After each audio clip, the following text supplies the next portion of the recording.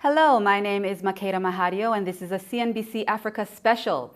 The current COVID-19 pandemic has caused world leaders to establish extreme and, in some cases, unprecedented measures in order to curb the spread of the dangerous virus. In a matter of just a couple of months, one by one, we saw countries around the world go from postponing events and gatherings to closing borders and instituting partial and total lockdowns.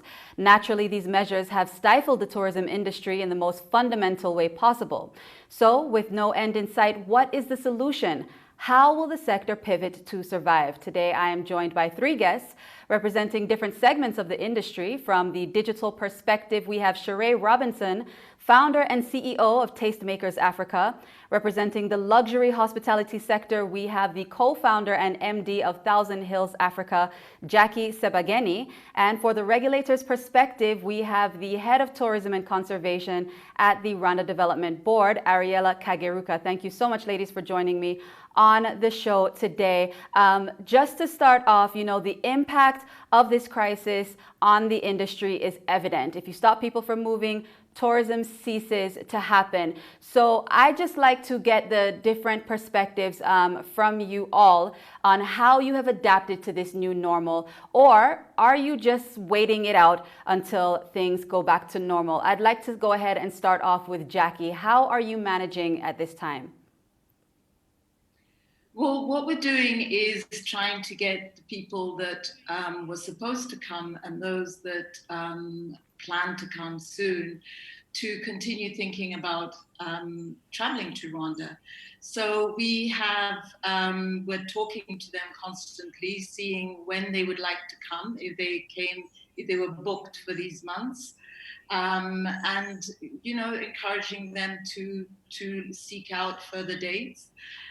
We've had lots of campaigns selling the destination and reminding people what a wonderful place that they should book to come, and also having webinars to teach agents more about the destination, just keeping them up to date and keeping Rwanda in their minds constantly.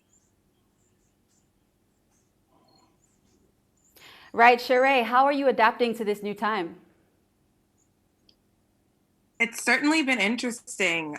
We've taken a three-pronged approach. The first is really around the community itself. And for Tastemakers, community means our experience hosts all across the continent and the diaspora communities we serve in the US, UK, and the Caribbean. And so on the diaspora side, we've really focused on digital programming to actually meet their most urgent needs, which aren't in tourism. So we've really focused on finding ways for people to feel connected to the continent in ways that don't involve travel, but still feel that need to really find a meaningful way to connect to, for many people, their lifelong goals of spending time on the continent.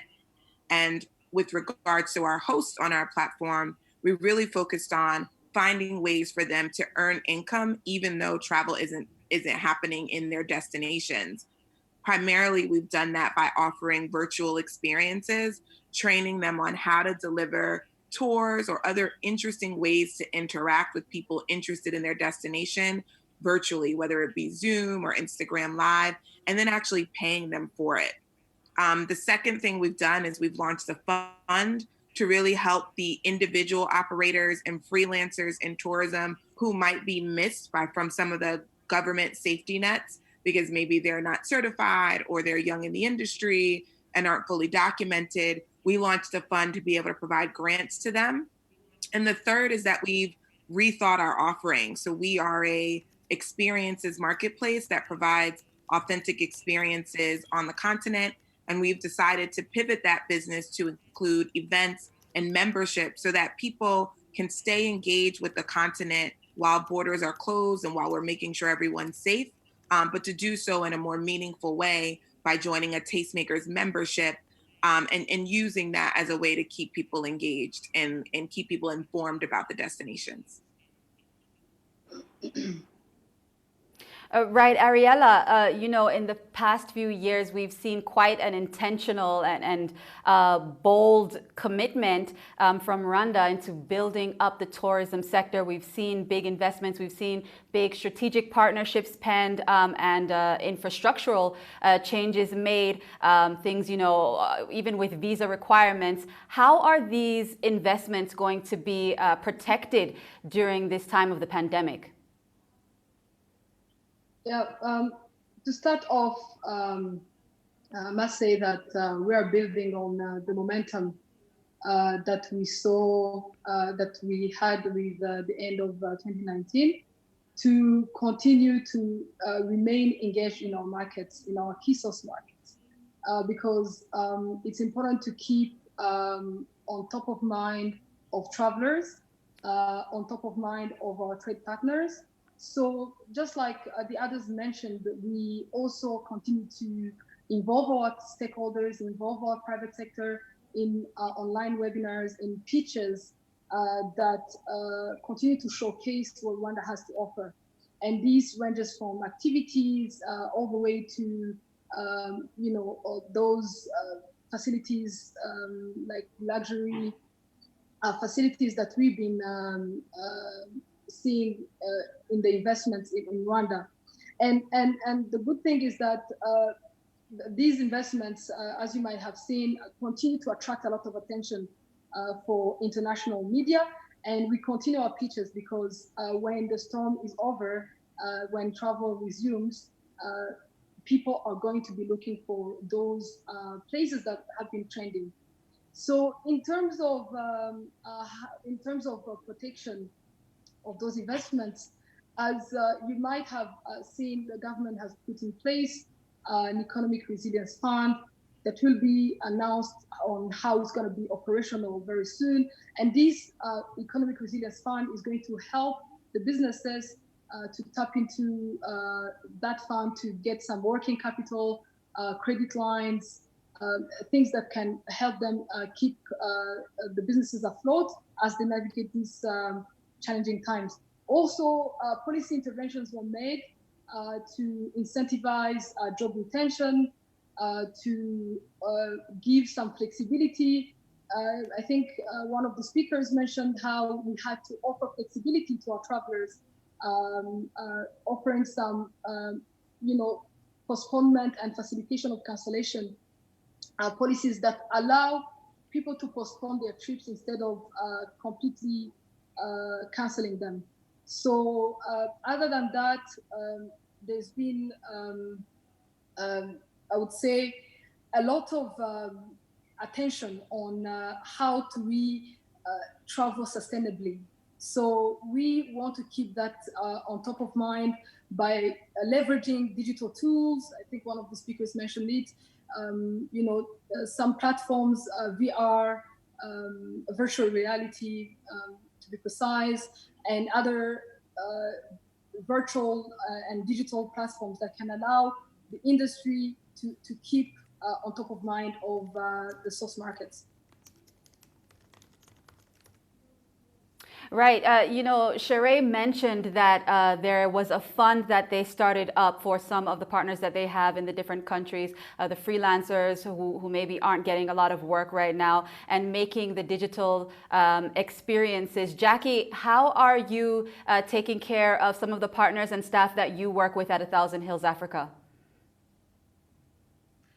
Well, we are in partnership with the Wilderness Safaris and also Children in the Wilderness, which is also a fund that looks after the communities and also involved in conservation. So during this time, we have been looking after our communities, keeping them close and seeing what their needs are, and also being a part of their lives.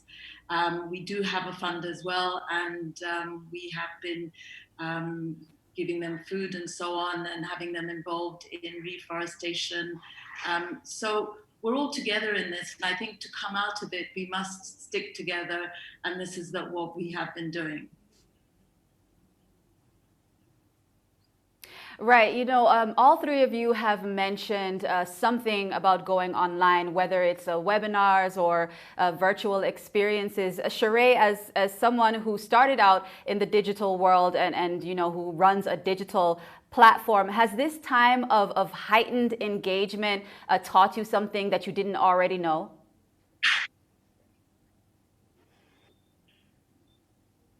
I think the biggest thing it's taught us is that we had way more value to provide in between the time that people were planning to go to the destination, and that people have a year-long curiosity about Africa that we could do a way better job of meeting. And so it's been amazing to watch so many interesting folks on the continent, intergenerational. I think that part is super important to point out. It's not just young people in the tourism industry that have something to offer in the digital space. I mean, we had a 83-year-old local chief outside of Accra join us for a virtual conference and speak about what he's doing with his community to respond to COVID. And it was one of the most popular experiences that we had. And so I think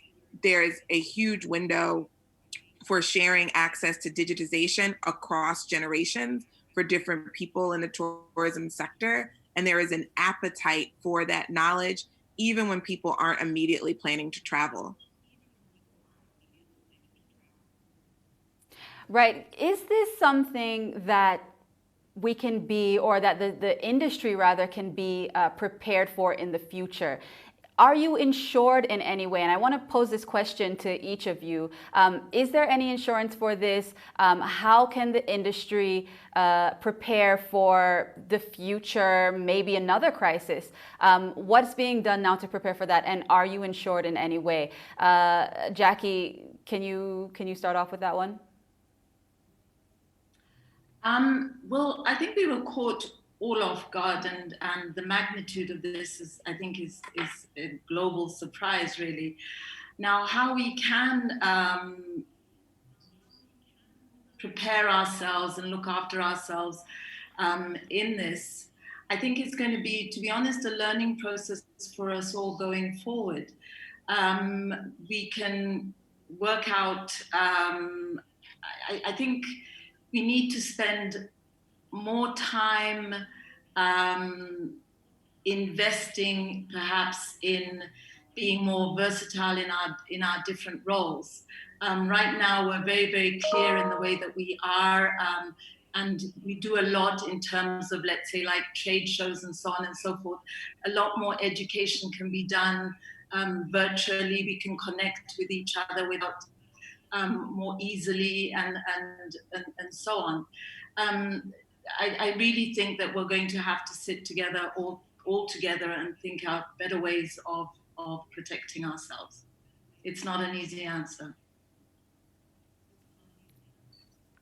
Ariella, is RDB thinking of ways to try and provide some kind of insurance for the future, or try to cushion people in the industry or entities in the industry from a future crisis like this? What is the RDB learning from this time?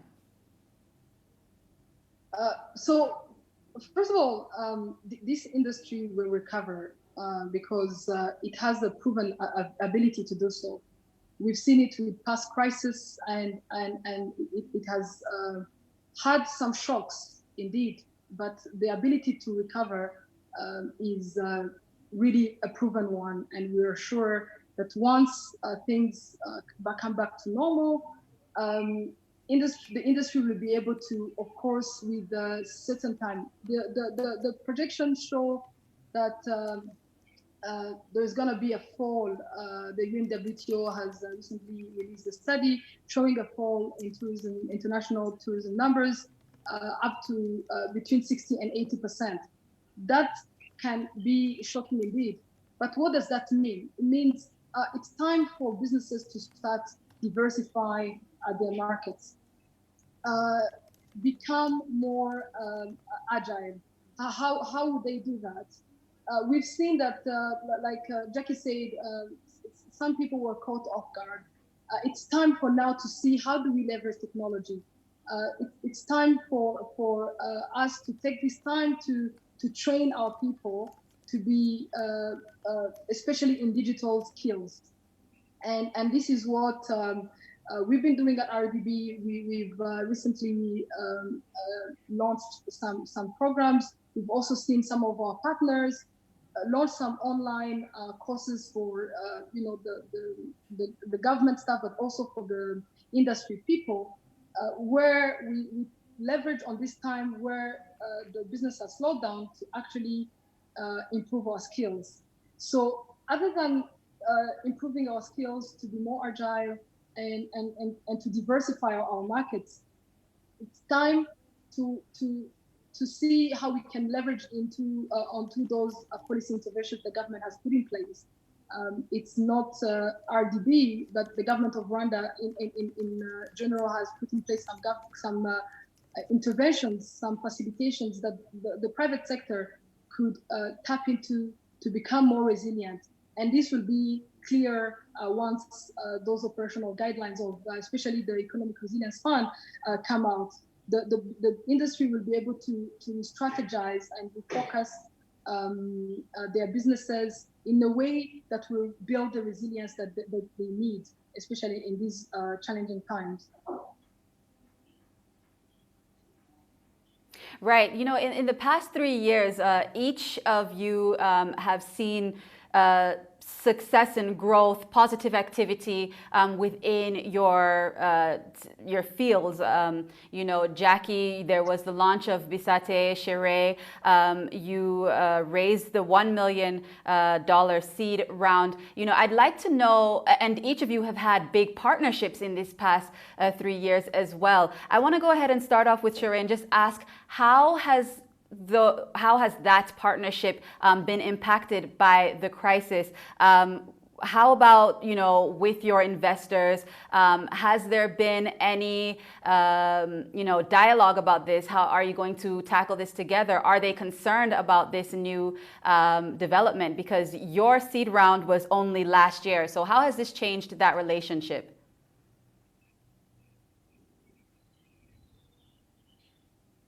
So it's actually been more positive than anything else.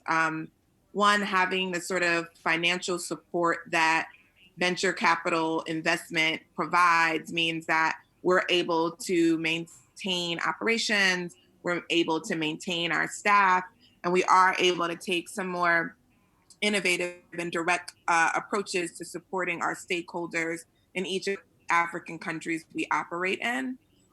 So from purely a financial perspective, it's been a godsend in that way. I think the other thing is some of our investors are some of the most well-known actors in the tourism space globally. One of our investors was the CEO of Expedia for 20 years. He saw Expedia through 9/11. He saw Expedia through SARS.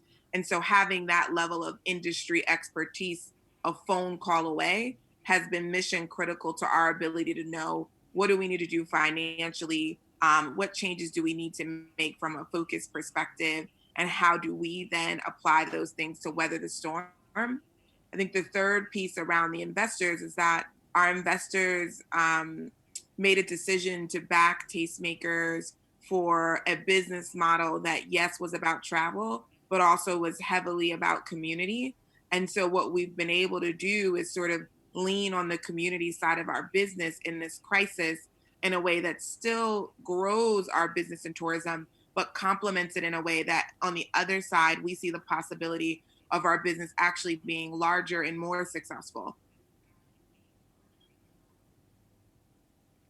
Shere, you mentioned in an interview that originally the investment money was meant to go to growing your catalog of experiences. How has that changed? That's probably been the most significant change. So our strategy, particularly for this year, was to reach 10 new destinations on the continent. We're currently in 3 countries, and we really were excited to scale. And that has significantly slowed. And one of the biggest questions we have is, how do we balance sort of finding ways to cope during COVID, and sort of new lines of business and engagement with some of those original plans, which meant having a much larger footprint on the continent. We're still doing some of the sort of background work required to go into new destinations, but we don't see those destinations going live until 2021. Right. Jackie, I'd like to pose the same question to you about working with your partners. You know, you mentioned working with Wilderness Safaris. How has this impacted that relationship? Have you gotten some support from them in a way you didn't expect it? And we've had tremendous support, and this really has helped us through these difficult times. We've had access to experts that can lead us along. We've been able to call on them to help us with difficult decisions and so on. And their key thing has also been to keep everybody employed, and also to learn and to grow. We've had opportunities to train, to grow, and really stick together. So it really has been a godsend. It really does. It really has. Also, it's been wonderful in that we now see that the decisions that they made were really the good decisions in terms of smaller properties and so on. So I think going forward, people are going to feel very comfortable with smaller properties, exclusive travels, and so on and so forth, with social distancing. So I think we will be poised in the right direction to go forward. Right. That's actually, I didn't think about that part of it, but that actually makes perfect sense. Ariella, I want to know, especially from you, how this has impacted the partnerships that you've made over at RDB, because we have seen so many big announcements, especially last year. We've seen Paris Saint-Germain, we've seen Arsenal in the year prior, and some other big partnerships that have been announced. Have any of them been impacted anyway since the pandemic has begun? I'd say that obviously the entire world is affected by the pandemic in one way or another. What we're doing today is to have discussions with our different partners on how to navigate together the situation. Obviously, there are economic challenges, there are health challenges, and today the emergency is on addressing the global health emergency. So we are in dialogues with all the partners. The good thing is that we've enjoyed good relationship with all our partners. We are very flexible on all sides on looking into how we navigate this.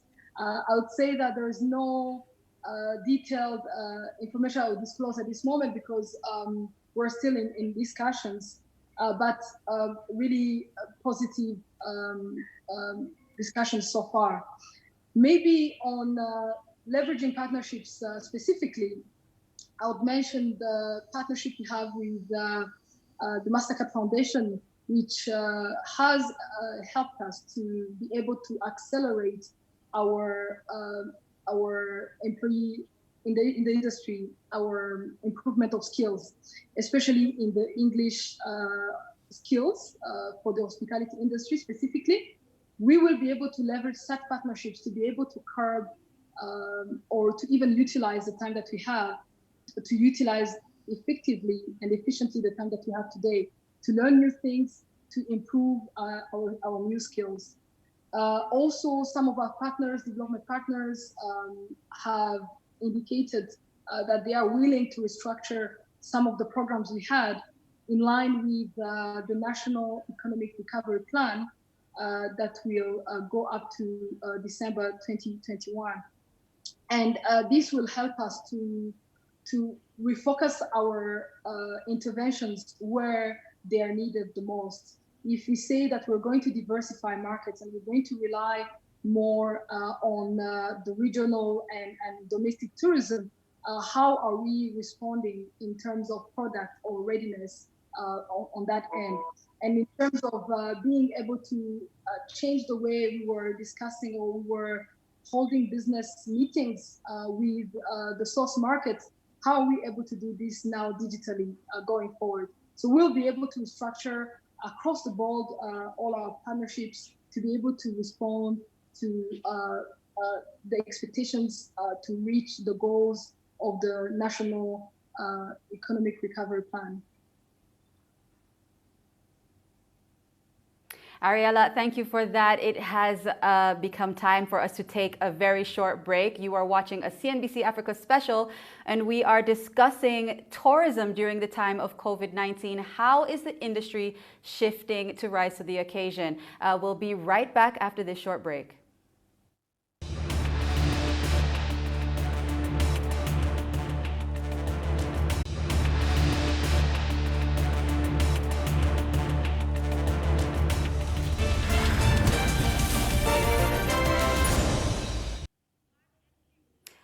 Welcome back. You're watching a CNBC Africa Special, and my name is Makeda Mahadio. Today we are discussing tourism during the time of COVID-19, an industry shift, and we are joined by three players from the sector. Sheree Robinson, founder and CEO of Tastemakers Africa; Jackie Sebageni, MD of Thousand Hills Africa; and Ariella Kageruka. She's the head of tourism and conservation department at the Rwanda Development Board. Ariella, I'd like to throw it back to you. You know, last year we saw some huge infrastructural highlights. You know, we saw the completion of the Kigali Arena that everyone was very excited about.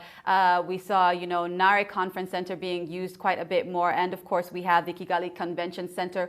What's going to be done? What are the plans to utilize these spaces throughout this time when people aren't really encouraged to be gathering? You put it right. As in, the most important thing today is to observe the situation and be able to respect the guidelines of the health authorities. So today, as you said, the large gatherings are discouraged, and this is for very valid reasons. But what we were able to do with these different infrastructure is to put them in our plan for recovery when the first phase of recovery kicks in. And this is when Rwanda today is under partial lockdown. When we move a step higher again, we'll be able to start organizing events when of course, respecting the guidelines that will be set in line with what the health authorities will be coming up with. Because we need to remember that the most important thing right now is to protect people's lives, because the economy can be recovered, infrastructure can be recovered, but people's lives are more important. So the facilities the government has put in place to help the business owners, the venue owners, and operators across the industry value chain is to allow them to have a bit of flexibility when it comes to or give them some space, some breathing space when it comes to respecting, let's say, their financial obligations, and be able to retain their staff as they navigate this time. So it would be hard to tell you this is the concise plan, but in our domestic and regional tourism, the events are also catered for when of course the health guidelines allows that this would happen. Right. Jackie, you know, as someone who works in the luxury tourism business, do the economic repercussions of this pandemic concern you? You know, we hear, you know, statements like the worst recession in years. We see projections from the IMF and World Bank. Does this concern you in any way about the luxury tourism sector? It definitely does, as I think it has affected everybody. However, I feel that people have a pent-up need to travel still. I think that we're fortunate in that we are that destination that is on people's bucket lists. And bucket lists don't go away, fortunately. So I have great hope that after this time where people cannot move, that they will definitely plan to move. And I feel sure that uh, actually Africa will be a place to go. And going forward, as we're saying, we've seen things like it's safer to be on safaris, these kind of travels that we're offering here. Allow for space, allow the outdoors, and so on. So I really, there have been repercussions, but we will manage this. We will come on top of this, and I'm looking forward to a great year next year at least, for sure. Jackie, has the company considered, having a grace period, perhaps lowering those prices or coming up with more affordable packages for the time immediately following this crisis? We have. What we're doing is putting forward for some of the time this year's rates for next year. So basically, you can travel where normally rates would have gone up. The rates have been frozen. And so, and we've been very flexible in terms of penalties and so on, and postponement, and helping people along in their planning of their trip. So it becomes flexible and affordable and continues to be a dream that will be realized. Sheree, you discussed the importance of the community aspect of Tastemakers Africa, and you have essentially a direct line to some of your clients, and gauging how they feel. What is it that people are sort of expressing about how they're going to feel about traveling after COVID-19? I think one of the interesting things about the consumer base we serve, and I think this kind of builds off of what Jackie was saying, is that for them, Africa is a bucket list. When I speak of Africa here, I'm speaking of the region.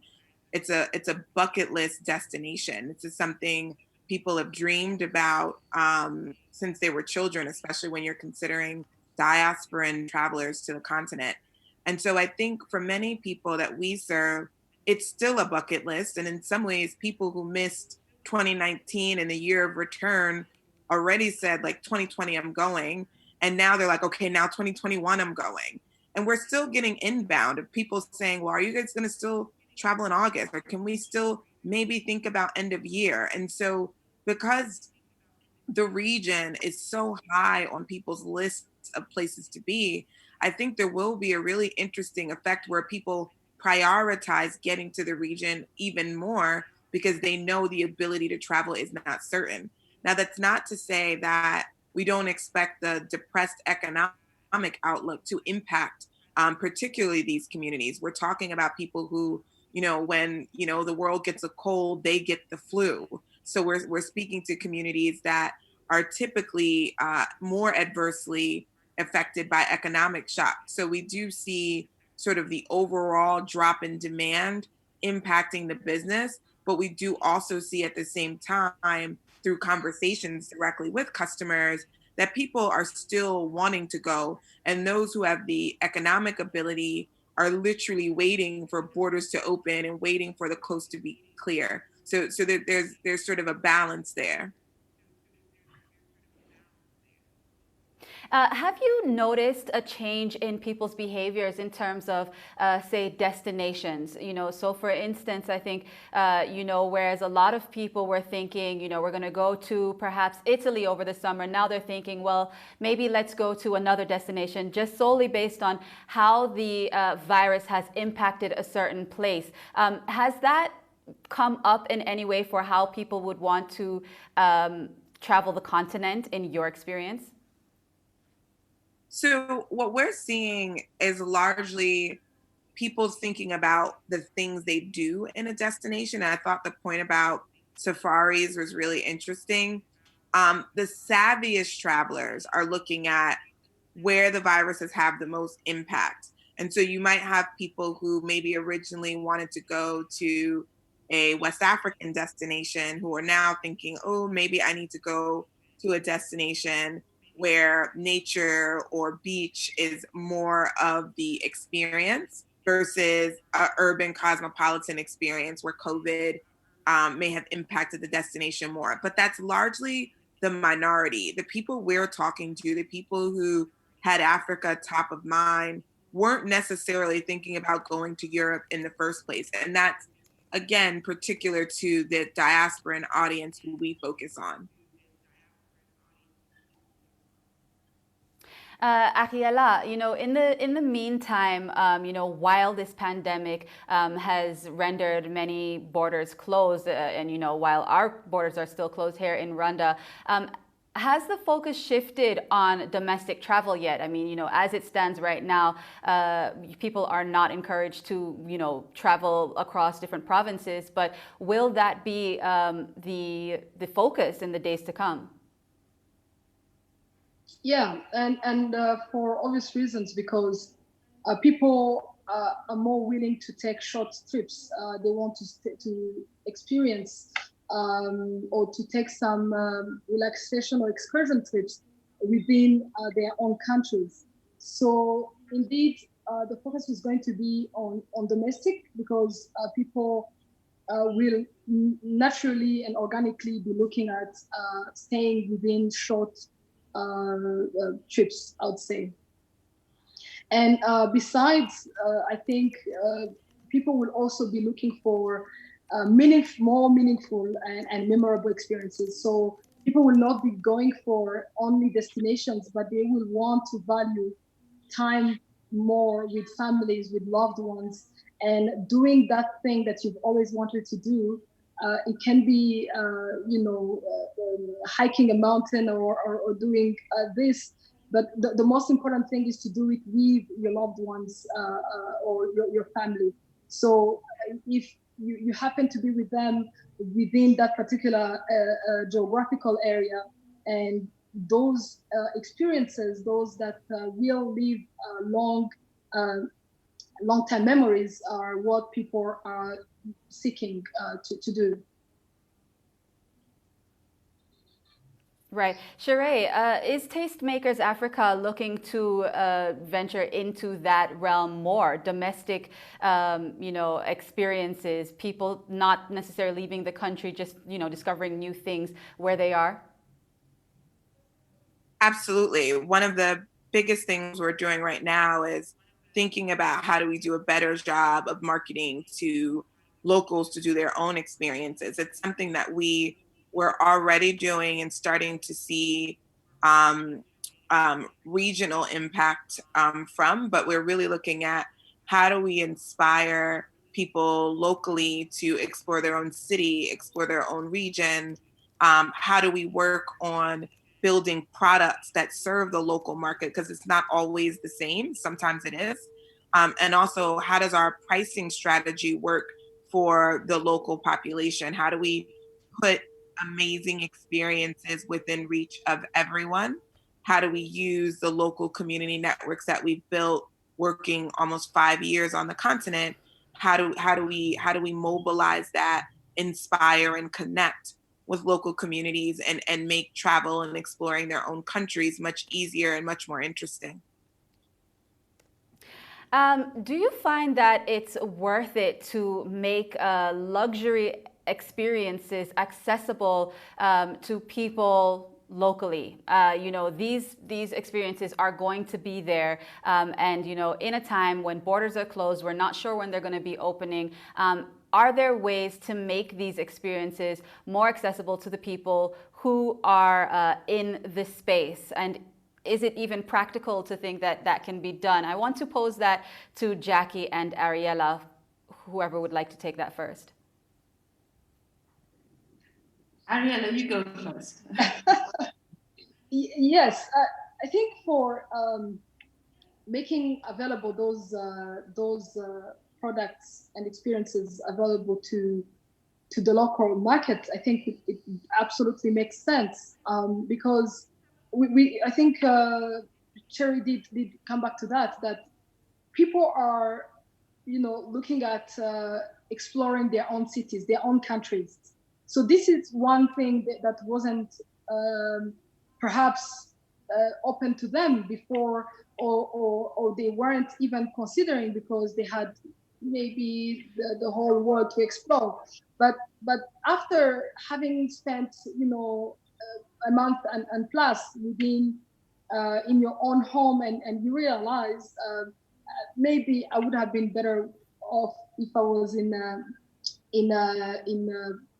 forest somewhere, or connecting to nature. I would have perhaps navigated this period better. So I think people are going to be more and more open to try new things, to take on even new challenges, to redefine their goals, to change. Everyone, when 2020 was starting, they had a whole bucket list. She talked about it, Jackie. The bucket list might be shifted to next year, but the pulse to travel has not stopped. So it's very possible. Right. Will rates be dropped for locals to be able to, enjoy some of these luxury experiences? In the past couple of years, we have seen the price of, say, gorilla trekking, one of the main tourist attractions here in Rwanda, go up. Will there be a new domestic rate introduced during this time? Do we see maybe new domestic rates popping up for other experiences as well? If you look at our current tariff, our domestic experiences, most of them were quite accessible. And other than the gorillas that were not very popular anyway to the domestic market, most of the experiences were ranging between 5,000 and 30,000 Rwandan francs. Perhaps what we can do is to innovatively look into this with our private sector partners and see what are those things that are going to stimulate people to travel more. If you are doing, let's say, one trip every quarter, let's say, how do we add some value add concepts that will make people want to take on maybe three more trips than they were planning to do before. So those are the tactics that we can look into with, of course, in close collaboration with the private sector. So we need to keep in mind of what the insights were showing all this time. So we have the products that are very popular with the domestic market, even before the gorilla prices were hiked back into the 2017. The trend, we are seeing new trends. The new trend is that the domestic market is taking on more nature-based trips, such as hiking. I'll let Jackie extrapolate there because she's in a better position to elaborate there. But what we will be doing is to look at those concepts and re-strategize in a way that stimulate more travel in line with what the domestic market likes anyway. Jackie, do you have anything to add to that? Yeah, I think this is an opportunity, and an opportunity that we would like really to explore further.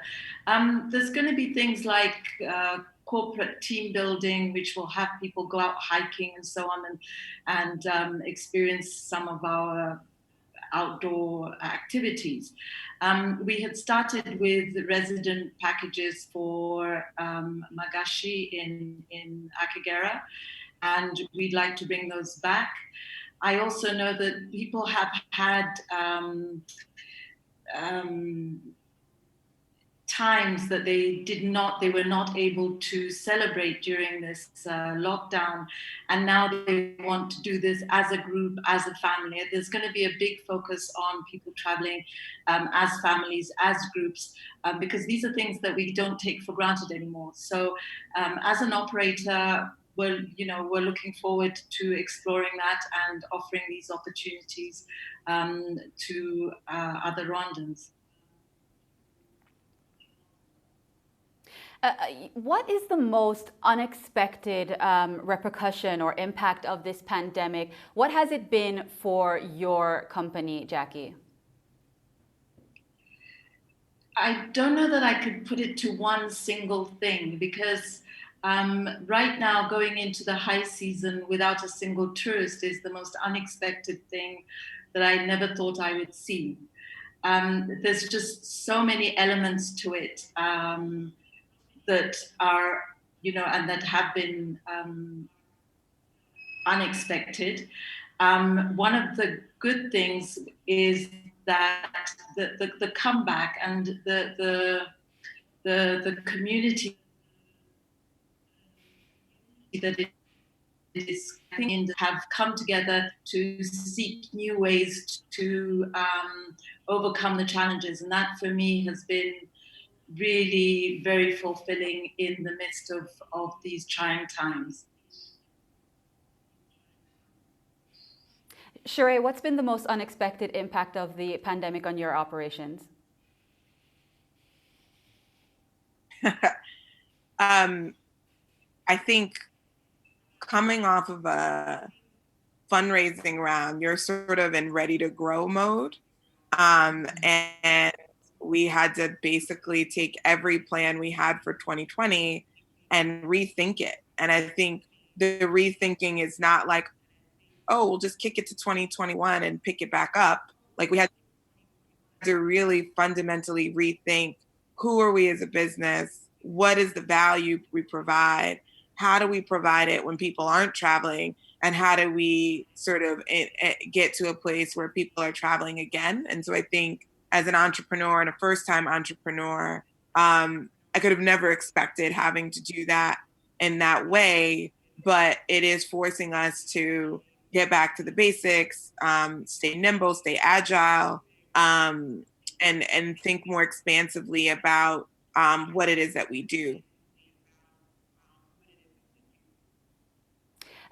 Just as we are starting to wrap up this conversation, I'd like to know each of your perspective on how this pandemic will change the future of the industry. Ariella, I'd like to start off with your perspective. It's very important at this stage to think about how to keep the industry safe. We need to restore the confidence for travel across the world, but starting at home. So we need to we need to practice these new guidelines and these new normal, and to see how to adopt it and even optimize certain solutions.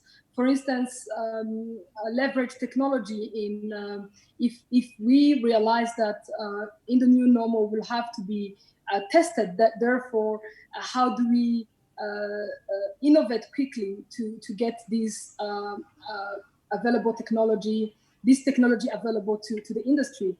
The other thing would be, how do we also observe the guidelines of the health authorities if we have to screen? How do we leverage things like AI and other technology tools to limit as much as possible the disruptions or the inconvenience on the travelers? Because we need to keep thinking on how to keep travel convenient and seamless for people to continue to travel. So I would say that that's how we need to prepare, and we need to keep thinking about if this would happen again, are we better prepared to face such a crisis in the future?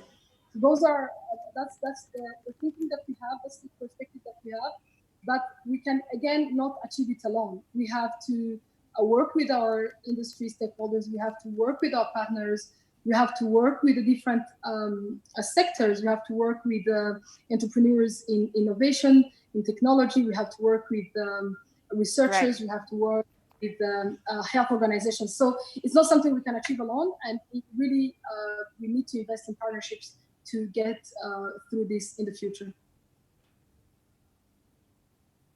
Right. Very briefly before we wrap up, Sheree, what do you think the future of the tourism industry looks like for the continent? I think this is an amazing time for the continent to take a pause and in many ways to catch up and sort of scale up the innovations that we know will make the industry stronger. I think for far too long, the continent's products have been underdeveloped. For far too long, local travelers have been ignored by the industry. And those are the things that are going to power the industry forward. And so I think there's a huge opportunity to use this time where travelers are not on the continent to be innovative, to develop new products, to develop new strategies that engage locals, to digitize the industry. So many of our offerings on the continent are still pen and paper, manually cataloged offerings. And I think the win here is the opportunity to hit pause and to use that pause to innovate. And I think if we do that, the continent will be able to leapfrog out of this pandemic a much stronger industry, prepared for the global industry, in the global interest that will continue to rise in travel to the continent beyond this moment. Jackie, I'd like to have your perspective as well before we wrap up. As the two other speakers have said, this is an opportunity, and I think it's an opportunity that Africa must seize, in that we have an offering that is rare, is unique, and we need to put that out there. We really need to let the world know that this is a pristine place that you can go to and that you will be safe. And, you know, given the guidelines that will come from here on, that we will be able to work within those guidelines and then offer something completely unique. It's an opportunity for domestic tourism, for continental tourism, and so on. So many opportunities. I think that's where we need to look forward and positive. Thank you for that, Jackie. If this conversation is anything to go by, what the continent will be seeing is certainly a stronger, more innovative and flexible tourism sector. At least that's all we can hope for. Thank you so much to each one of our speakers. Sheree Robinson, founder and CEO of Tastemakers Africa, Jackie Sebageni, co-founder and MD of Thousand Hills Africa, and Ariella Kageruka, Head of Tourism Conservation at the Rwanda Development Board. You've been watching a CNBC Africa Special where we have been discussing tourism during COVID-19. How is the industry shifting? We'll see you again the next time. My name is Makeda Mahario.